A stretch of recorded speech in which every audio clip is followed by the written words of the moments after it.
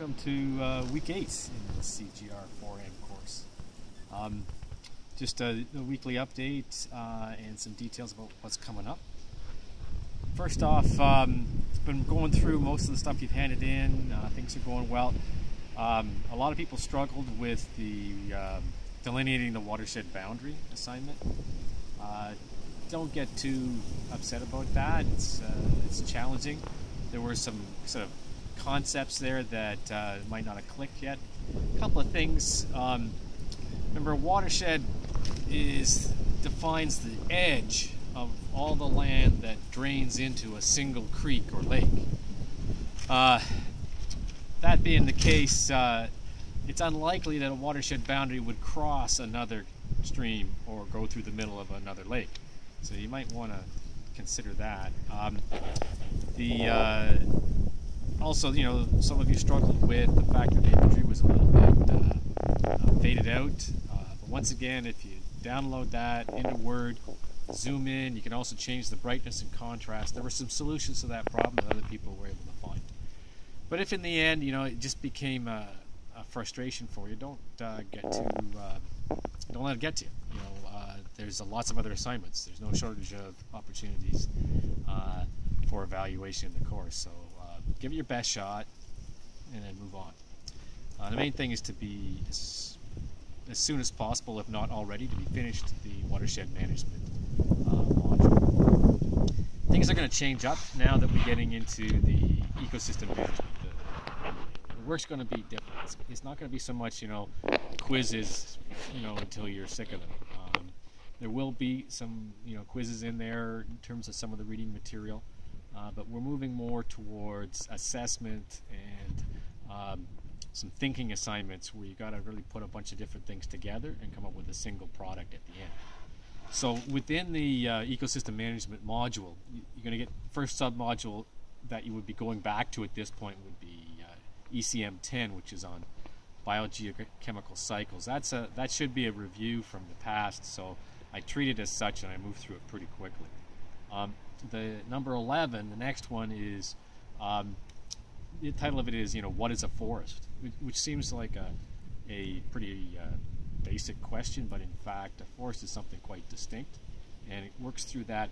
And it also takes us to the idea of, you know, what should we be thinking of in terms of a standard of the ultimate forest, or the forest to which we would, you know, want our forest to move towards, like the you know, the gold standard or the target for our conservation or management or whatever you want to call it. So that's what that one's about.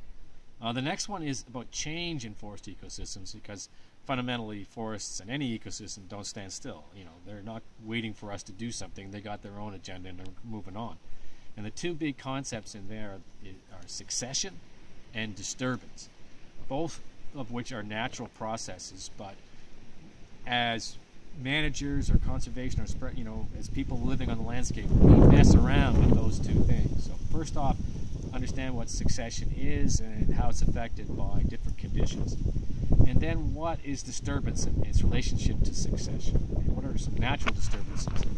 And then what it does is it takes you into the whole concept of logging or forest harvesting and the way that it attempts to manipulate that relationship between succession and disturbance. Maybe manipulation isn't quite the right word, but at least it attempts to utilize that relationship in the way that it does. Okay. That was ecosystem management module number 12. Number 13 is when things are really going to look a bit different. You know, you're going to get in there and there's just a ton of material within that, but most of those are resource documents. They're templates, they're maps, they're you know, resource documents. Right at the beginning, after the initial instructions, there's a suggested module pathway.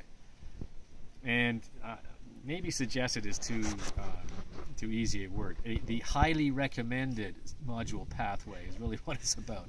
Get in there, follow the steps within that document, and as you work through all of the material that's within that module.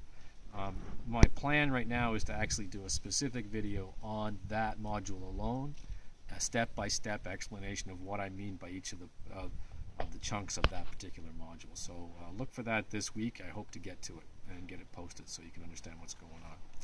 The next module in there is about types of aquatic habitat, and that's really just an overview of ponds, lakes, wetlands, all the different wetland types, and how you distinguish between them. That's what that's about. We're leading up now into looking at lakes and streams. The next module after that is the lake habitat assessment, and here what we're aiming for is what kind of lake is the study lake on the property. So it's going to take you through a series of steps again to try and determine that. Some of the information that you need to complete that module will not be available to you until after the forest camp, but you can begin the process there. Now, as far as the lake habitat assessment, that's strictly an away team task. Home team is not going to be doing that one. That's just for you people that are on the away team. What the home team is going to be doing is module 16, which is the stream habitat assessment. They'll be working on that one. Once again, trying to determine what is the nature of the habitat of the major stream that's on the property. When they're done and all the results from that, they will post up for you to use for your culminating task. The module after that, and the last one in that unit, is the fish habitat assessment. And that one everybody's going to be doing. And basically you're going to look at the study lake. Now that we know what kind of lake it is, what its characteristics are, how does that match with brook trout habitat? Because in your culminating task, that's one of the requirements, one of the goals of the property owner. So we're going to address that directly in that module. Which brings up, I guess, the big point I want to make about all of this stuff that we're working through in this ecosystem management module. It all prepares you for the culminating task. So a lot of the work you're doing now is work that you're basically doing for the culminating task. It'll be in place, you'll understand what you're doing, and it'll make that culminating task that much easier. Anyway, so that's the overview for this week. You're just going to get started on these. I don't expect you to get through to the end of this week, but I would like to see those of you who are keeping up to get going on these modules in ecosystem management. I posted the introductory video from the student teacher, Mr. Preston, and he had a little request in there for you guys to give some feedback on the course. That's going to go to him. It's not coming to me. So don't worry that if what you say on there, I'm going to go and take offense or something. You should really provide him with some feedback about online courses and this course in particular. So it'd be great if you could post your comments there. He's going to set up some kind of discussion or blog for that. So it'd be great if you could get going on that.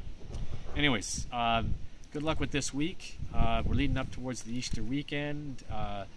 Try and, as I said right from the very beginning, get something done, and keep moving along in the course. So have a